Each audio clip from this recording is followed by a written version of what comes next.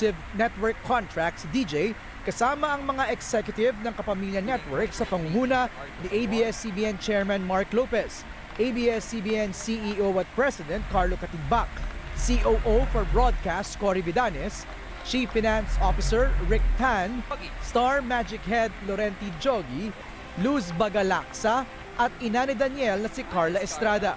Sinamahan si Daniel ng kanyang kapatid na si Maggie, pinsan na si Jordan Lim at iba pang kamag-anak.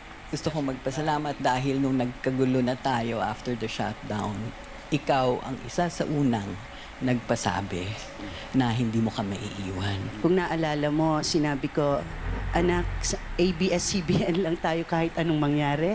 At si Tita Cory ay saksi sa lahat ng pag-uusap araw-araw. Pero yes, hindi man natinag kahit kailan si Daniel na aalis sa ABS-CBN. When we lost our